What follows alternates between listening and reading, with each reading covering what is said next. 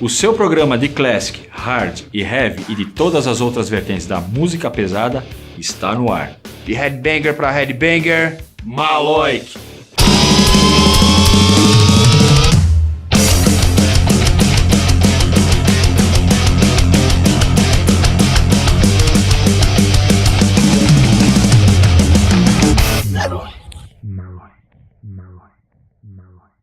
Queremos agradecer ao Manifesto Bar, aos músicos, patrocinadores e principalmente ao público presente ao Maloik Fest, realizado no último domingo, dia 12 de agosto. São momentos como o do Maloik Fest que nos dá aquela força para tocar em frente e ter a certeza que estamos no caminho certo. É isso aí, e na próxima terça-feira, no dia 21, você confere um programa especial com os bastidores de tudo que rolou no Maloik Fest.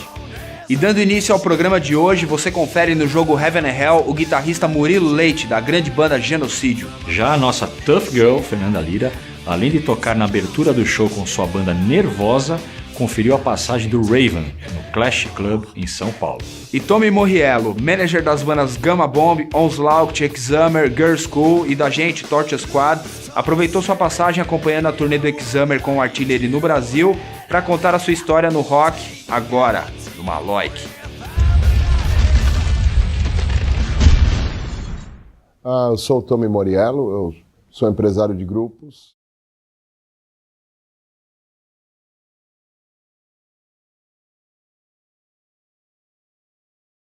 E trabalho na Alemanha já desde de meados de 2000, especialmente com grupos de heavy metal dos anos 80, assim como Girlschool, Onslaught, Artillery, Exumer, e alguns novos, que é como Gama Bomb, e inclusive um grupo brasileiro que é o Torture Squad e o Música Diablo. Eu comecei com música de uma maneira interessante, porque eu me apaixonei pela música pesada muito cedo. Eu acho que eu tinha uns 10 anos quando eu recebi o Destroyer do Kiss. E é engraçado que eu achei mais interessante como era montado o palco do que mais ou menos com a performance em si. Com 1 ou 2 anos depois disso eu acabei indo para fazer colegial em Pinheiros. E um rapaz da outra classe, ele tinha uma banda de heavy metal e a gente acabou ficando amigo. Eu fiquei andando com eles durante um bom tempo e eu acabei me metendo no meio com o Beto Peninha em trazer discos de fora para apresentar numa rádio que se chamava Rádio Corsário na época. Meu pai tinha facilidade de sempre estar fora do país, ele me trazia tudo que vinha de novo. Inclusive o Injustice for All do Metallica, a primeira vez que foi tocado, era meu. Foi quando eu comecei a ter um pouquinho de mais noção de música, foi quando eu fui chamado pelo Tibério para substituir o Cláudio Cruz no Árpia. Infelizmente foram só 2 anos e eu era extremamente limitado como baixista, porque minha preocupação sempre foi, assim, mais montar e criar. Eu vivia num mundo paralelo quase. É um pouquinho off-topic, mas era assim, você estava no colegial naquela época e eu fiz uma escolha muito engraçada. Assim, eu olhava para os headbangers que tocavam true e eram sempre assim, uns 8, 9 caras completamente sozinhos. E aí a gente tinha aquele grupo que tocava Poison, Cinderela, e tinha um monte de menina. E simplesmente foi uma questão de hormônios que me levou para essa área. Eu sou bastante sincero nisso. Era muito mais legal tocar para menina. O New York, na verdade, era a passarela para ser visto e ver. Sabe? Então todas as bandas se encontravam ali, muitos negócios, se é que você podia dizer, naquele tamanho eram feitos ali. A gente era promotora do espaço retrô com o pessoal do Aeroanta, que também rolavam lá, entendeu? A gaúcha do Aeroanta, que todo mundo conhecia. E você acabava agendando show lá, ou se não marcando balada pelo New York. Então foi um centro, e é uma coisa normal em espaços undergrounds que as pessoas se encontrem assim. Que é o CBGB em Nova York fazia o mesmo papel, na verdade. O Miranda foi uma história bastante engraçada. Ele estava saindo com uma VJ novinha da MTV Na época ela nem era VJ ainda. E eu saía com a mãe dessa menina. Então, assim, eu literalmente era sogro do Miranda, com 20 anos e ele com 30 e poucos. E eu lembro que eu fui lá, ele tinha acabado de abrir a banguela e ele tava com uma fita cassete pequenininha. A gente ia sair mais tarde e ele falou, bate, se liga no som desses guris. E ele falou que essa banda ia estourar e que os caras faziam assim, tipo uma brincadeira com o nome do Ramones e que eles cantavam hardcore com baião. E acabou sendo que a banda chamava Raimundos. Era muito engraçado você ver como aquilo lá, daquela ideia louca do Miranda, que todo mundo falava, não, imagina, é uma viagem, a banda é de Brasília, trazer pra cá ia ser um baita problema. E na loucura toda do Miranda, uma banda que não era nem comercial de maneira nenhuma, extremamente agressiva do ponto de vista vocabulário pra rádio na época, ele conseguiu fazer estourar. Comecei a organizar, tipo, trabalhava durante o dia e à noite eu organizava shows em Hamburgo, ou se não em Hannover, onde dava na área ali. E de novo, impressionante, muita gente não sabe, mas alemães falam muito mal inglês. Então eles precisavam de mim, então eu fazia assim, ponta aqui, hold aqui, alguma coisa ali, enquanto eu tentava preparar o meu casting, assim, pra dizer. E como eu era um estrangeiro, obviamente ninguém confia muito em você, sabe? Assim, da onde você veio, por que você veio, o que você está querendo fazer. Então, assim, eu trabalhei com todo tipo de banda pequena, sabe? Eu cheguei a vender tudo que eu tinha para poder pagar e manter minha reputação.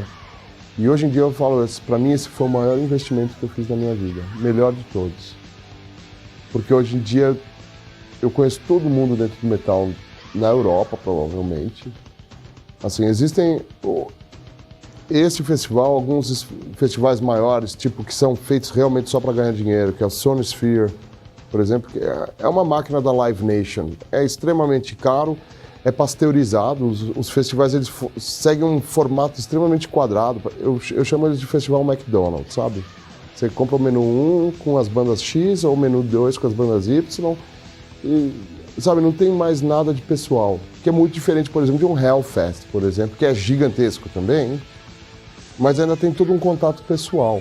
Ou se não, por exemplo, o Sweden Rock, que continua assim, é super eclético, sabe? Você vai de Blue Oyster Cult a Immortal na mesma noite.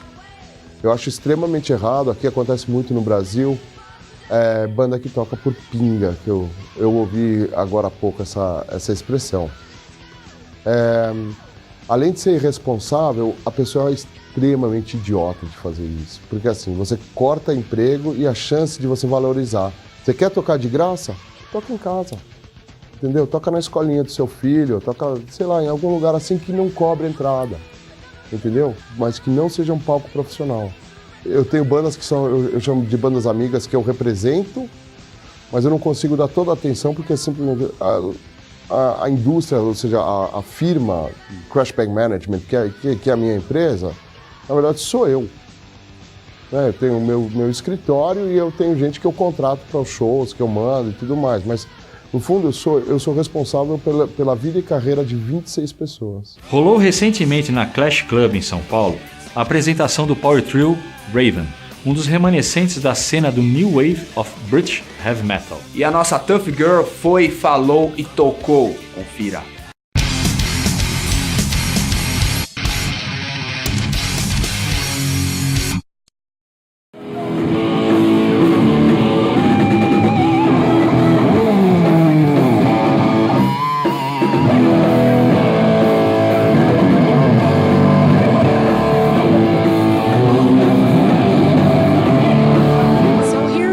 With Raven, one of the greatest icons of new wave of British heavy metal. What does it mean for you to have been a part of such an important metal age? It was an exciting time. It definitely was. There was a lot of bands that independently came up with a lot of really interesting music, and they all sounded a little different.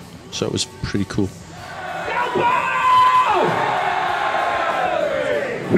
Back then, it seemed that everyone had their own little twist on what was going on, which was cool.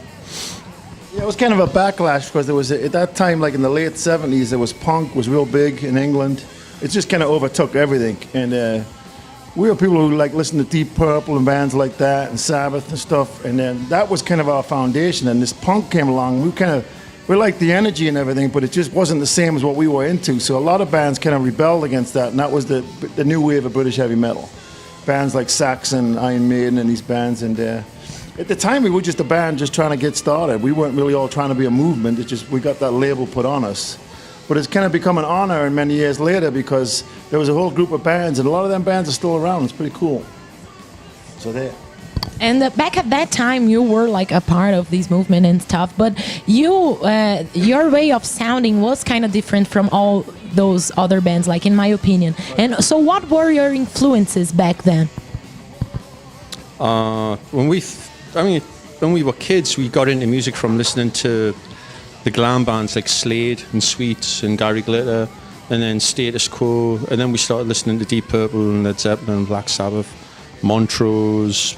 Every band that came in, we used to go and watch. We were very lucky. A lot of bands came to Newcastle, so we took a little from all of them. But the one common thread is we liked the energy and the excitement and a lot of the faster stuff, and that's how we developed our sound from that. What's cool is at the same time, Joe, who was in the United States, was into the same bands at the very same time. And he kind of heard of us back in the day, and it was kind of interesting what his take on it is, but I'll let him talk for himself. Yeah, sure. Yeah, I had their first records when they came out, and I went, now here's a band I should be in right here, because I play with a lot of musicians that they're good, but they're not as good as me. Yeah, I'm the greatest. No, actually, but, they really can't. These guys are on par with me, the high energy, and when we met, we were playing Budgie songs on an acoustic guitar, and John was like, okay, you're in. So really, that's how it started. Rob left the band, and Wacko, and so I was the candidate, and it's been going for 24 years like that now. I'm still the new drummer, although it's been 24 years. And what about your personal influences? For example, you have a total particular way of like playing and singing, like with the headset and stuff. And you guys on stage have such a cool energy. And during the sound check, I was seeing that you guys jam a lot, like with a lot of different kinds of like singing and playing. So, talk a little bit about your personal influences. I remember when we were kids, we used to go and see like Rainbow, Richie Blackmore. He would never play the same solo twice, and I always thought that was brilliant. Because you were getting something fresh there and then. You weren't getting something that some guy had sit in his bedroom and rehearsed 4 million times and was just playing it by rote like a tape recorder. It was influenced by what was happening there and then. It was fresh. And that's how we play. I mean, we play the same songs, but they're always a little different. And we interact, like one person will do something. Like we did Lambs to Slaughter before then. Mark did this little bit in the middle where he played it differently. I thought, oh, that's great. We'd never done it like that before, and we'll probably incorporate that, and that's how the songs evolve over time. And you just put fresh stuff in, and we just like to get up there and act silly and jump around and make a lot of noise and have fun, and it translates, I think. And even playing more of a traditional heavy metal, some thrashers say that you guys influenced a lot some thrash metal bands. So how do you agree with this? Like, why do you think people always say that? We played a gig in Germany, and that gig, the guys from Creator were there at that gig. Doro Pesh was at that gig. There were several other people. The guys from Sodom. Tom from Sodom. Guys from Rage. They were all at that gig, and then they decided to start playing in a band and form bands from that one gig. And we found it out later. That's pretty cool, I think. I mean, it doesn't matter what we do. I mean, if they're inspired enough to kind of step out there and start rocking like we were, that was good. It was a good thing. So. And I mean, I don't know where they see that we were a little bit more harder edged or a little faster than maybe Priest and stuff like that. Like took it to the next level, and then they kind of worked on something of their own feel, their own thing, their own style of thrash or speed metal. It got so many labels, but it's just metal, really. It's just a faster tempo. That doesn't mean anything. But when you break it all down, it comes to people getting inspired and getting started in music, which is cool. And now we see nowadays that we're having a lot of old bands, like bands from the 80s, getting back in track again. And some of the bands that never stopped playing, they're visiting new places. Like you guys, for example, you're visiting here Brazil. And the producer from this concert brought like Hyrex and Beeler some years ago. And it was awesome. And they are all like 80s bands, and what is your feeling about that? For me, it's like cool because I'm seeing a lot of bands which I would never imagine to see live. I think cool. that's There's a lot of mystique and a lot of legend over some of these bands that never got to play everywhere in the first time around. I guess it doesn't matter. It's like if you're going out there and you're good, you're good. That's all that matters. And if you're doing it real from the heart and you really, it comes across. The people know if you're fake. And, so if someone's out there doing it for real, more power to them. That's great. Get out and do it. You guys took so long to come to Brazil for the first time, and how was the sensation of playing here for the first time and now for playing here for the second time? How did you feel Brazil's metal scene here? It's totally electric. I mean, we only felt that in Japan, and we thought, well, it's the only place in the world. We came here and it was like the same thing, just everybody knew the words to the songs, and it's another language, but they knew the words, and they've been crazy, and hundreds of kids outside who couldn't get in, so they're listening through the walls, That was very cool. Yeah, it was great to finally get to Brazil because it's a hell of a long walk. Yeah, no doubt. I love it here because people it's from the heart, The Brazilian people are very passionate, and it's a good thing. I think we're passionate about what we do, so to meet with the people who are really supporting us and enjoy what we do and have the same feeling is very good feeling.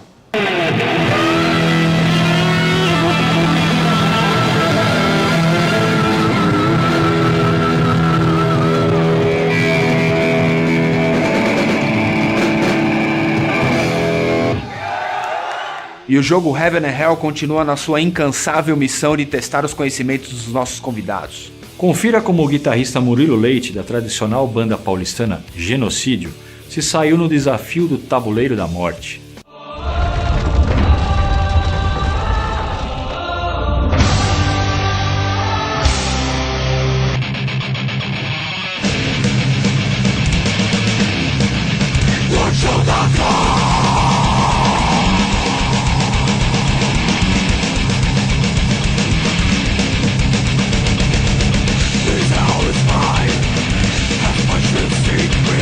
Pronto, seu Murillo.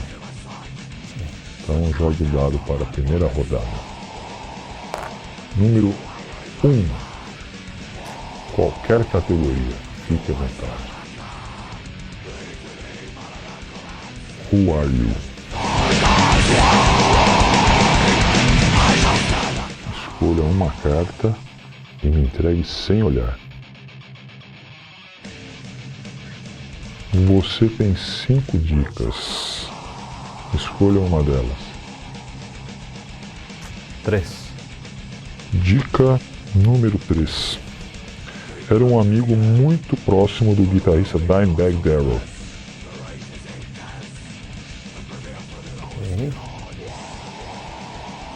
5. Dica número 5. Fui imortalizado em 2006 na calçada da fama do rock em Hollywood.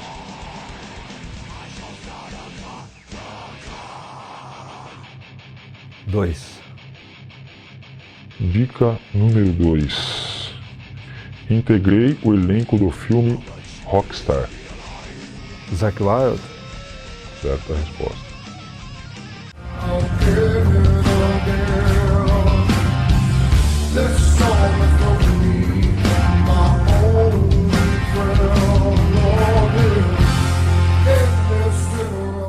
Segunda rodada. Número 2.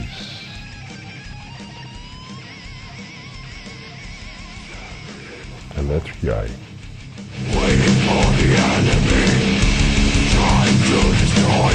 Escolha uma carta e me entregue.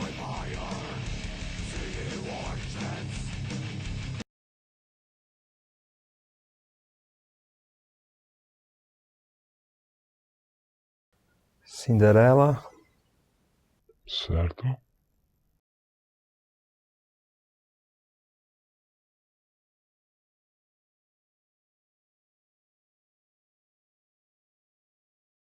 Cinderela. Não sabe a música? Não me lembro, cara. Lembro do clipe e tal, uma baladinha, mas o nome da música. Não. Não.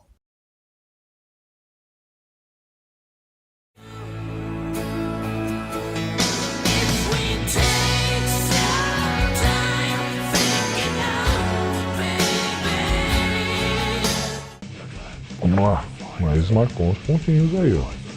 Sabendo o nome da banda. Ajuda, né?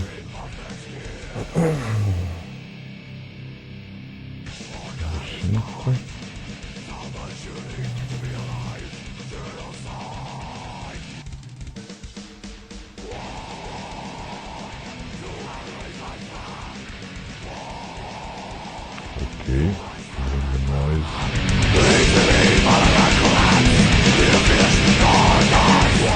Escolha uma carta de entregue.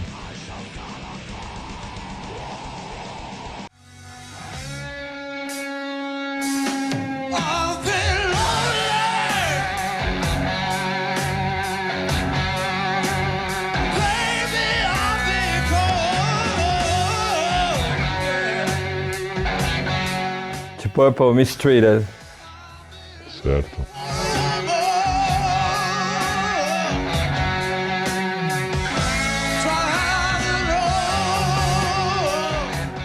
Quarta rodada. Jogue 5.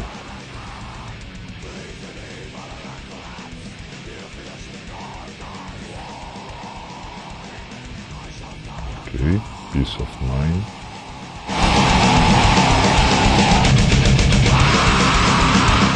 Escolha uma carta. Entregue.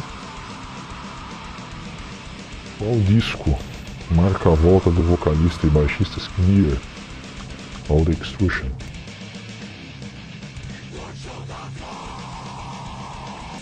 The Antichrist? All Hell Breaks Loose.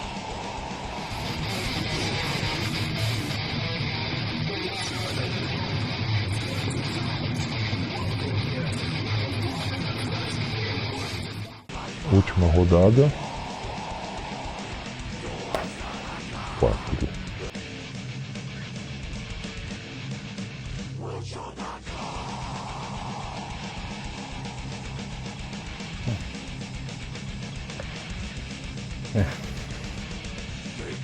Bring the noise.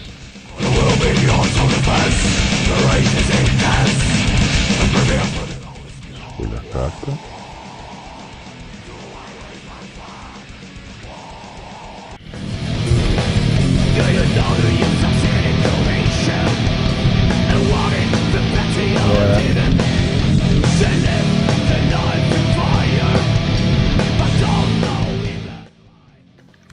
Manda. Nossa, não dá nem pra chutar, cara. Nada. Genocídio.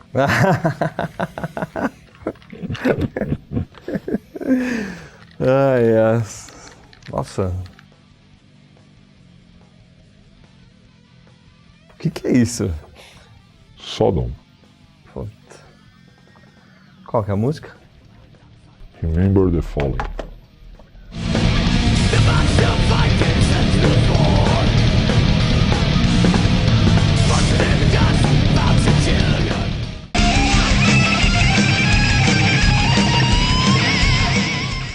O Murillo fez o jogo clássico, sem precisar apelar para o desafio do Sanitarium. Foi bem, tá na média. Abraço, Murilão. Dando sequência, mais 2 clipes estão no desafio das bandas. O hard rock dos cearenses da banda Drive Sex são os primeiros concorrentes com a música Viver e Morrer.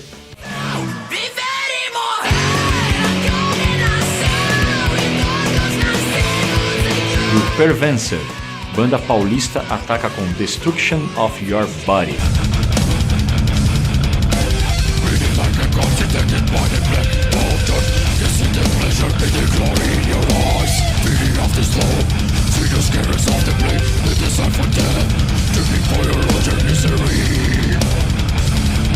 Só relembrando que esse espaço é seu. Mobilize seu fã-clube, amigos, familiares e peça para todos acessarem. É bom pra você, é bom pra banda, pro programa, é bom pra todo mundo. O recado tá dado, hein? Uma semana com muita música pesada pra você. E headbanger pra headbanger, Maloik.